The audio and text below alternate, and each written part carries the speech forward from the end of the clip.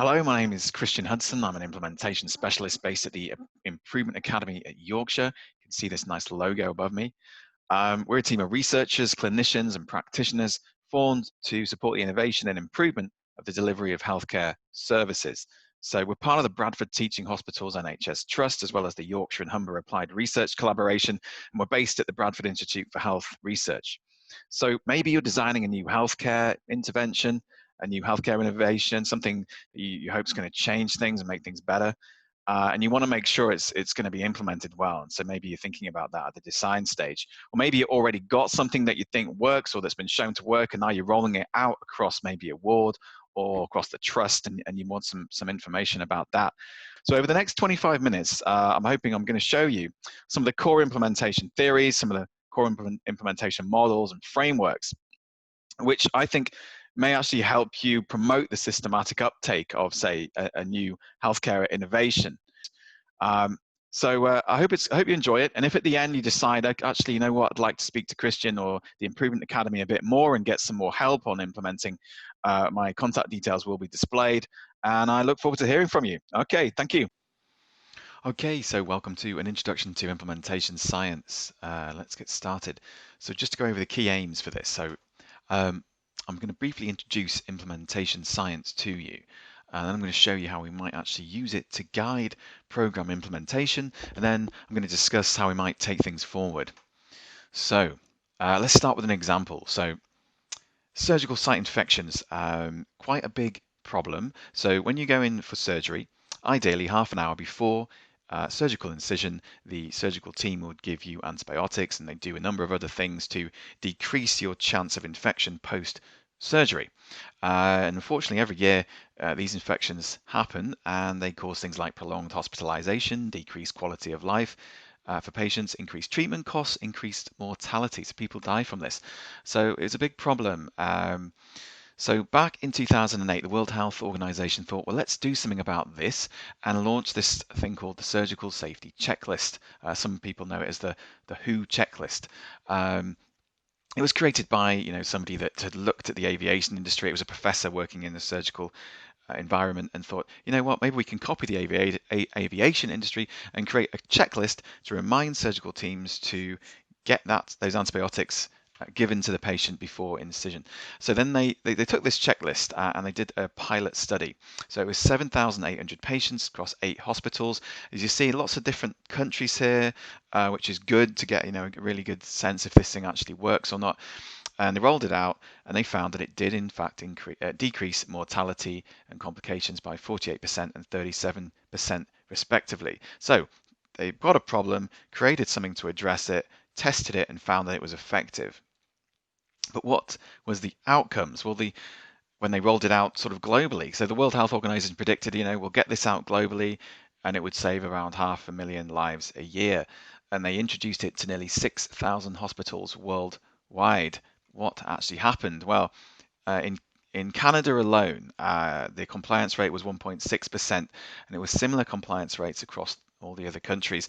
And URBAC, this is a good study, in 2014 assessed 215,000 procedures, surgical procedures across 101 hospitals, and found that morbidity and mortality only decreased by 0.05% post-implementation. And that was Canada, and it was a similar situation across the other countries. So what has actually happened? We've got a problem. We've made something to fix it. We've shown that this thing to fix it actually helps. But then when we've rolled it out, we've only got a fraction of the outcomes that we were expecting.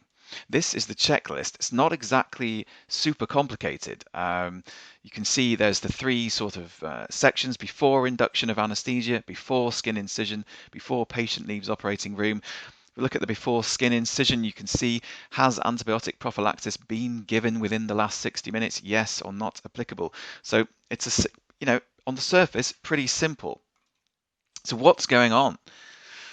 Well, let's look at some background first. I think the first point to make here is that the science related to developing and identifying evidence-based programs and practices has improved significantly over the past few decades. So if you think probably around 40 years ago, something like that, the medical community thought, you know what, we need to start giving patients things which are evidence-based. So we need to make sure that the things we're giving them We know what the harms are, we know what the benefits are, and to do that, we'll run randomized controlled trials, which is kind of the gold standard. So we've got really good at developing evidence-based practices and then rolling them out and showing that they work. But however, the science related to implementing these programs in real-world settings has been slower, and it's had a lot less funding. So we're not as good at actually rolling things out as we are at creating the things to roll out. If you think about this sort of a syringe, the medicine inside the syringe, you could argue we're pretty good at developing that, but the delivery mechanism is what's actually maybe not as good as we would like. So what is implementation science? Well, it's the study of factors that influence the full and effective use of innovations in practice, determine what is required to ensure they're used in this way. So it's been around about 20 years, and it really is all about how can we get good outcomes with things that we know work, and also how can we speed up that process? Because there is this thing known as a kind of research to practice gap, or the science to service gap, knowledge to action gap, and it's basically this idea that even when we've got something that we know is helpful, it can take years for it to become practice. And again, that's an implementation issue. And sometimes this gap can be as high as 20 years. A classic example is when we realized that x-rays were actually quite damaging for babies in utero, but it took about 17 years from that point onwards for us to stop x-raying pregnant women. So you can see it's really important that we get things into practice, not only that work, but also quickly. So again, as I say, this is just a sort of visual representation of that evidence-based practice across this gap into public health settings. That's what implementation science is about. So, formula for success. What would an ideal situation be? Well, you'd have an effective intervention practice like the surgical safety checklist, and you would have an effective implementation practices, and you would combine those. So you'd have both of those are evidence-based. We've got the evidence for this checklist, but you've also got evidence for how to implement, and then you combine those to get effective outcomes. And of course, when you have both of these, you're going to get greater return than you would if you only had one of them. And this is a table to represent that. So you can see if you've got both effective intervention strategies and effective implementation strategies, then you're going to get the actual benefits. But if you're missing one of those, you're looking at kind of inconsistent, poor outcomes, unsustainable outcomes, or even if you've got neither of them. So, the thing you're implementing doesn't have any evidence for it, and your implementation doesn't have any evidence for it, then you're going to end up with even maybe causing harm. So it's important that we've got both of those things. Now, this pattern has been shown repeatedly in social education, healthcare, social services, mental health, substance abuse, schools. So it's something that we know is there, and now we're trying to address. So yes, how have we been trying to address it? What have we been doing up to now? How can we spread and sustain innovations in service organizations? Well, there's three possible approaches, and this is based on Greenhouse's paper from 2004. When she asked, the authors asked this question of kind of how do researchers who develop evidence-based practices then go about spreading and sustaining those practices across the settings that they're being implemented into? Well, the first thing is letting it happen. So let's take the surgical safety checklist as an example. So somebody's created the checklist, a group of researchers and practitioners possibly working together have created the surgical safety checklist. So there's your evidence-based practice. And then they publish that in a scientific journal, like most researchers do. And that's the end of their job. And then it's left to hospitals to read that journal and then think, oh yes, we'll use that, and then implement it themselves. So that's letting it happen.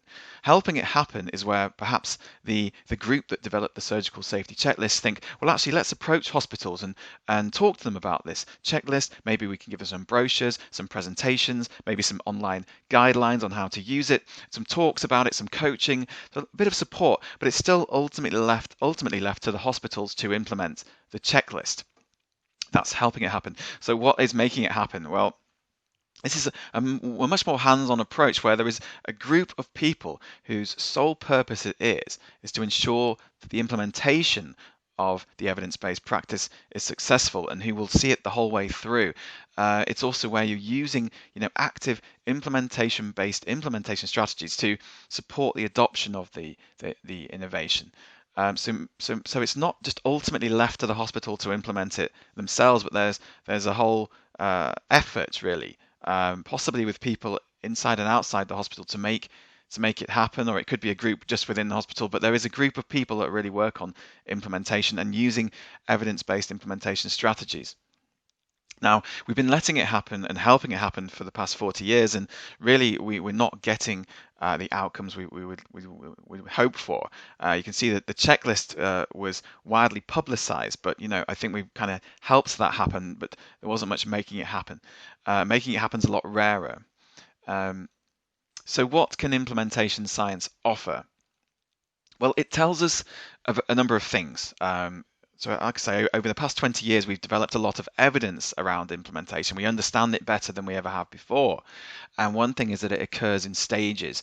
So this is a useful thing to know, really, is that it's not an event. It's not just a one-off thing. You don't just, hey, here's a checklist, bang, it's implemented. No, it's a process, a specified set of activities designed to put into practice an activity or program of known dimensions. So there's lots of things that need to happen over time for something like the checklist or any other evidence-based practice to be implemented. And this takes time. So it can be expected to take 2 to 4 years. So you can see this as a kind of visual representation of the stages. That this is one model about the stages, which we call this an active implementation framework, and I'll be showing you a few of these today. But this one's saying, okay, there's an exploration stage, an installation stage, an initial implementation stage, and then the full implementation stage. And you'll notice the arrows point both ways, because although it's ideally you would move through this in a linear fashion over time, organizations and people trying to implement things will often move back and forth as they actually tackle the various implementation difficulties that they face. Let's just look at these in a bit more detail. So the exploration stage. Just again, let's use the checklist as an example. So assessing needs, okay, we've got a problem with post-surgical infections, identifying a program that fits those needs, and then assessing fit and feasibility. So will it fit well into our processes? Is it feasible? That's your exploration stage. And hospitals may go, okay, yeah, look, there's a checklist that we can use. Installation stage. So now this is where you start actually preparing for implementation. So an organization will start to develop communication pathways. So letting people know about the checklist, preparing the admin team, the surgical teams, the nurses, doctors, so everyone sort of knows about it, and getting those communication pathways built up, making sure you've got the financial resources, the human resources in place. Do you have space for this new thing? Do you need to get special equipment or technology? And do people need to be trained in it? So you're getting all those things covered, and then you're on to the initial implementation stage, which is notoriously one of the most difficult stages, because this is when you're actually going to start trying to use a new thing, and that's when you're going to start seeing implementation barriers and problems will arise. So often, ideally, you'd have special attention to coaching, where you're actually supporting your staff on an ongoing basis to use this.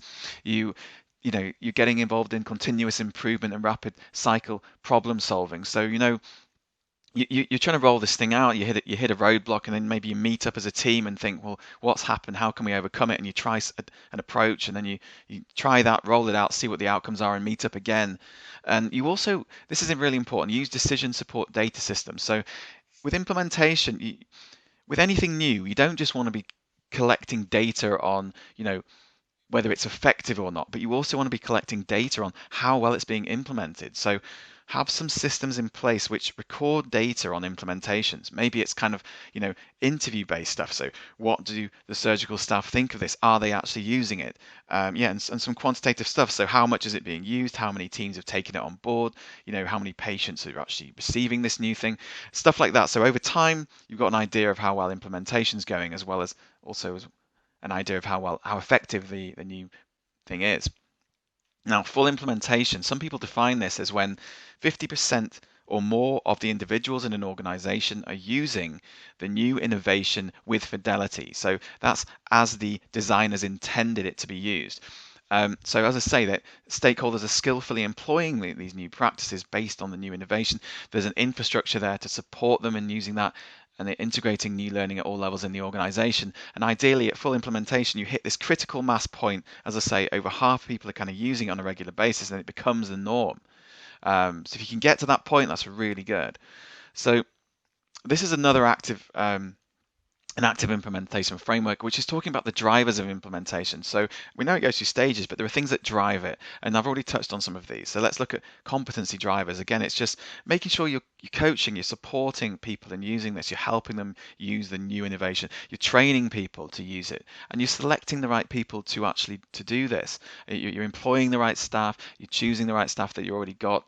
And then the organizational drivers, these are more like saying, well, make sure your systems are in place, to support this new innovation. But maybe there needs to be a system that allows you to record, say, the surgical safety checklist electronically and facilitative administration. So do the admin staff in the hospitals know about this new checklist? Are they printing it out for surgical teams? Are they taking it from surgical teams? Is there those processes in place? And again, I've talked about the decision support data system. So that's just collecting implementation data over time.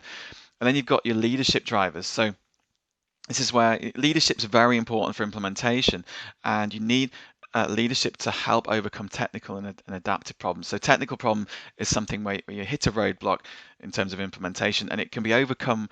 Somebody already knows the answer to that. There's already a specialist or an expert who sort of knows the answer. But adaptive problem solving, that's more where a problem arises and actually no one knows the answer, and that's where leaders really need to bring the staff together and say we need to find a solution to this and work to do that.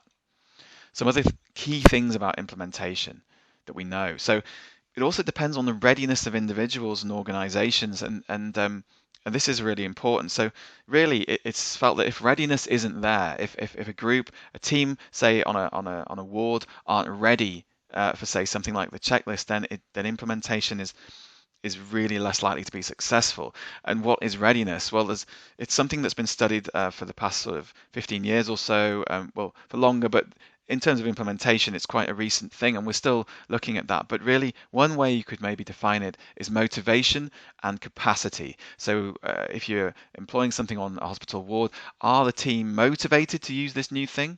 And also, do they have the capacity? Do they have the resources, the time, the space, to use this thing? So that's readiness, and there's different ways you can measure that. We have a tool that we're sort of testing out now in the Improvement Academy. If people are interested, get in touch with me. Let's go to the next thing. Necessitates considering how an intervention might need to be adapted. So back in the day, we used to think, well, we've created, say, this wonderful evidence-based practice, and unless people use it exactly as we've designed it, it's less likely to get the results and the outcomes we want. So people need to use the checklist exactly as it's been designed.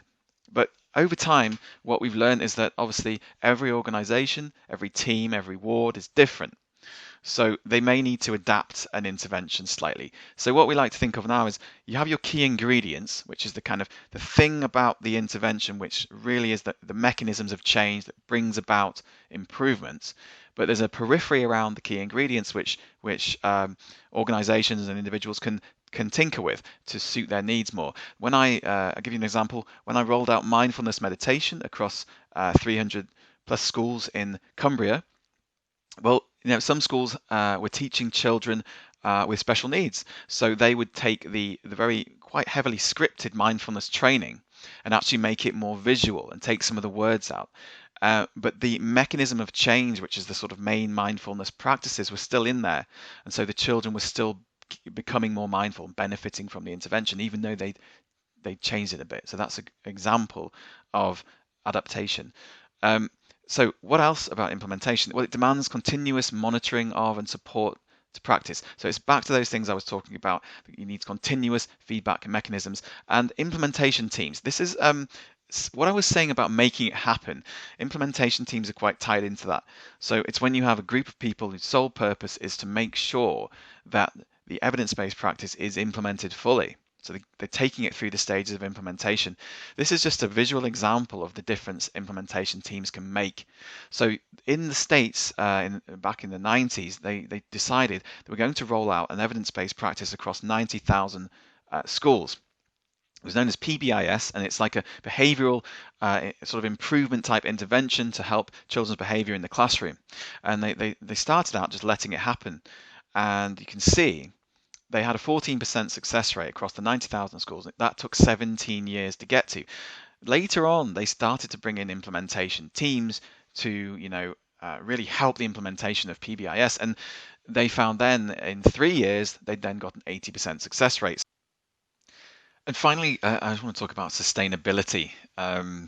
So this is the idea that even when you've moved through all the stages and you've reached full implementation, the innovation that you've implemented needs to be sustained over time. And so you don't want to go through all this difficult process of implementation for then the thing to only just fall off at the end. And actually, sustainability is something really that through all the stages you want to be thinking about. So from the very beginning, actually sort of thinking how can you sustain the new innovation going forward.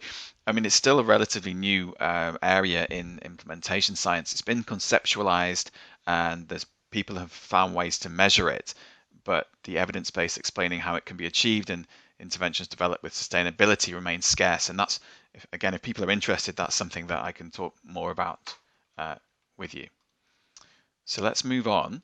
So most of what I've shared with you stems from the many implementation science theories, models, and frameworks, and I just want to kind of go and give an overview of these because I think these really do represent the big sort of a big chunk of what implementation science has to offer. So over time, what we've really ended up with is sort of three main aims of implementation theories, models, and frameworks. So one thing they can do is really just sort of describe or guide the process of translating research into practice. So these are what we call process models, which I'll give you an example of in a moment. But then you've also got theories, models, or frameworks which actually help us just understand what influences implementation and explains it. And these are more like determinant frameworks, classic theories, and implementation theories. And then finally, you've got your evaluating evaluation frameworks. So these help you evaluate implementation. So I suppose you've got the things that help you get ready for it and plan it and lay it out, and then you've got things which tell you, well, what might be affecting it, what might be a barrier to it, what might be a facilitator, and then you've got things which actually say, hey, we've rolled this thing out. Can we evaluate how well implementation's gone? This is the quality implementation framework. So this is a process model, really classic process model. It synthesizes information from 25 implementation frameworks, and it provides a conceptual overview of the process of implementation. So you can see how you might use this. If you look at phase one, you start off, okay, let's do a needs and resources assessment, do your fit assessment, then looking at capacity, readiness, and then looking at, oh, can we adapt it? And then you've got your capacity building strategies. So can we get buy-in? Can we get stakeholders on board? Can we get say supportive climate put in place? Does the organization have the capacity? Who do we need to recruit? Who do we need to train? So it's getting you to think about all those things in phase one, and you could use that maybe to sort of do those things before you try to implement something. And then you move into phase two, which is actually creating the structure for implementation. So here's where you'd start, maybe say, hey, let's create an implementation team. Who do I want to be involved in this? Who's got maybe decision-making power to maybe really keep this a priority and push it through all the stages? And then, developing an actual plan. So real step by step, how will you implement? What quantitatively, how much do you want to achieve in a year's time? Things like that. So you've done your assessments, you've created a plan, and then you might move into phase three, where it's an ongoing structure that you want to keep there once implementation begins. So again, this is a bit like the drivers of implementation that I showed you before, where you've got your technical assistance, your coaching, supervision. You might be doing process evaluations, having those supportive feedback mechanisms in place, and then phase four is improving future applications and learning from experience. Now, this is moving on to the second type. This is like more an example of a determinant framework. So this is the consolidated framework for implementation research. As you can see, 5 main domains. I really like this framework. It's very eclectic. It kind of draws from these 5 domains. Some of the behavior change models will probably mostly just look at the individuals involved and try to see how we can change individual behavior. But this model takes into account that there are other things, like the characteristics of the intervention, the inner setting, outer setting, and processes that will affect implementation. I'll just go over a few of these. So if you can imagine, and we'll use the checklist again as an example. So the characteristics of the intervention, again, evidence strength and quality. How good is the evidence for this thing? What's the quality like? Relative advantage, is it better than what's already in place? How adaptable is it? Can we trial it? Is it complex? What's the quality of the design like? Is it really costly? I think the surgical safety checklist scores quite well on this. Really, I think it's not that expensive. It's designed quite well. It's not particularly complex. You can trial it, so it does well in terms of characteristics of intervention. And you would think that those factors are more like facilitators for the checklist than barriers in this case. In a setting, well, let's look at networks and communications. This is kind of how good are your formal and informal communications within surgical teams. Do nurses speak to surgeons well? Is there good communication? Do these teams communicate well with the rest of the hospital? So that may be something. Or your culture, is it kind of a hierarchical where change comes about from above only, really, or is it a more entrepreneurial where that your staff lower down the hierarchy can actually really push change and are welcome to bring ideas. Implementation climate. There's a number of subcomponents to this one, but really important ones like leadership engagement. Is our leaders engaged? Relative priority. Is it a priority over time? So, and the outer setting is more like things like peer pressure, external policies and incentives, cosmopolitanism. So is it kind of like the thing that everyone's doing at the moment? Is it like the cool thing? Individuals involved, what are their knowledge and beliefs about the intervention? Do they have self-belief, self-efficacy that they can use it? A lot of those. Implementation process. Do you have a plan? Have you engaged all relevant stakeholders about it? Executing, how well do you execute your implementation plan? And reflecting and evaluating how far do you really take the time to reflect and evaluate how well it's going. So these are all, all these determinants, all these factors can be barriers or facilitators to implementation. Now, to make this a bit more relevant to healthcare, I wanted to show you a study by Lee et al. In 2018, who took CIFA and applied it to healthcare evidence-based practices. Now you can see that on the picture there are these sort of main determinants that affected implementation the most across all these studies which rolled out evidence-based healthcare innovations. So organizations that presented as low fidelity implementation sites, so sites that didn't implement well, didn't implement the evidence-based practice with much fidelity, these usually involve the absence or malfunction of one or more of these features. And what they concluded was capitalizing on these features may be one of the easiest ways to support uptake activity. And you can also notice that leadership is kind of in the middle. So maybe if you make leadership a real priority, it can actually benefit the others. So I'll go through these in a bit of detail on the next slide. But as you can see, you've got leadership, and that's linking into things like networks and communications, champions, evaluation, monitoring and feedback, culture, and resources. So those things, culture, resources, leadership, etc., they all were thought to be the most important determinants of the CIFA framework to affect implementation in healthcare settings. So what do we mean by leadership engagement? Well, this is the commitment, involvement, and accountability of leaders and managers with the implementation. Networks and communications, again, the nature and quality of webs of social networks and the nature and quality of formal and informal communications within an organization. Your culture, which I already sort of mentioned, is it flexible? Is it hierarchical? Is it entrepreneurial? Evaluation, monitoring, and feedback. So have you got good feedback mechanisms in place? Are they good? Do they work? Champions, you probably may have heard of this before. A lot of people have. These are these individuals who dedicate themselves to supporting, marketing, and driving through the implementation of something and really overcoming that indifference or resistance that the intervention may provoke in an organization, which is a very natural thing, and of course available resources. So if you're working in healthcare or maybe even in schools or in the community setting, it could be any setting really. But this study particularly found in healthcare that these determinants affected implementation outcomes the most. And so you may, if you say rolling something out like the checklist across a trust or across your hospital wards or just a single ward, you want to think maybe about leadership as being really important. So you might actually target leaders first, try and get them fully engaged, understanding implementation, understanding the process, that the time it takes, what's needed, and then working with them to help you make sure you've got those good networks, communications, culture, finding your champions, all those things. So how might we proceed? So I'm just really bringing you up to present day, I suppose. I've taken you through almost the history of implementation, what it's brought, what we found out, what it can offer you. But how might we proceed? So I've shown it that there are these sort of many implementation theories, models, and frameworks. And there's also lots of implementation studies and papers that are constantly being published, resources, books. There are even websites where, a bit like this training, you can go on these websites and there'll be all these videos and things to help you with implementation. And there are also papers that list implementation strategies. So you can see Powell from 2015 lists 73 separate strategies for implementation. This is a little bit based on an American system, but you can see access new funding is one, or alter incentive allowance structures, assess for readiness and identify barriers and facilitators.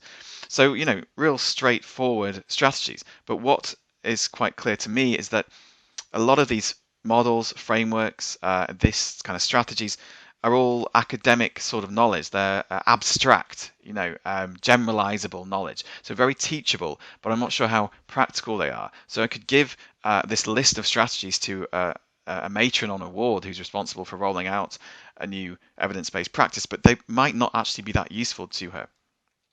I think what's the issue? Because there is an issue, because even though we've got 20 years of implementation science and we have strategies, frameworks, and theories, models, there's still a gap. It's still taking a long time for things to get implemented, and we're still seeing, on average, a not very good implementation sort of success. I mean, on average, it's usually about 10% success rate. So if you have 300 hospitals, you want to roll out a new evidence-based practice in those hospitals, maybe 30 will implement it fully and the rest won't. And this pattern is really common across many different domains. So there's still an issue. So I think to close the science to service gap, we're going to need more than academic knowledge. We're going to need practical knowledge, and the two are quite different. So academic knowledge, this sort of identifies the dynamics, the impacts, and the causes of implementation failure, and assesses who or what's affected. But understanding cause and effect doesn't necessarily explain how to do implementation. I think to know really how to implement, we just need to try and do it. And it's by doing that we'll learn how to implement. We can use the academic knowledge to guide us and help us and feed back into that. But I think we need to generate practical knowledge at the same time. So this is really actionable knowledge, and this will give rise to the real solutions to implementation problems. So the problem analysis becomes a means to an end, which is known as second order science, rather than an end in itself. So we will use something like CIFA to work out what the main barriers and facilitators might be, but that's not the end point. The end point is actually some more action orientated knowledge production and doing something. So the way you generate these two things is quite different. I think a lot of implementation science researchers or just scientists and researchers in general view themselves as apart from the universe, so separate from what's going on, and they observe it and report on it. But I think for us to really implement well, we need to view ourselves as part of the universe. Scientists and researchers potentially need to view themselves as interveners, where we're actually trying to change implementation outcomes. And I think for anybody that's planning on implementing something, ideally you want to be working with an implementation specialist that really understands that and thinks, you know what, we're not just going to help you observe how well implementation goes with the rollout of this thing, but we're going to try and change what we think would be probably about a 10% success rate and make it higher. So I think this is starting to happen. We're maybe going to see a more radical shift towards action-orientated knowledge production, and that's why I'm really excited to create training like this to give to people like yourselves who are watching it, because it's only through that two-way communication, working together, that we're going to generate this action-orientated knowledge. So I work with a lot of doctors, nurses, clinicians, practitioners, as well as scientists and researchers, to really try to understand what their experiences of implementation are and their views are, and actually work together and actually just do implementation. That brings me pretty much to the end of the training. So thank you for watching the training. I hope you found it useful. I hope it's helped you think a bit more about maybe how implementation science might be able to help. So by all means, if you feel that we can help you more, please do get in touch. Okay, thank you very much. Bye-bye.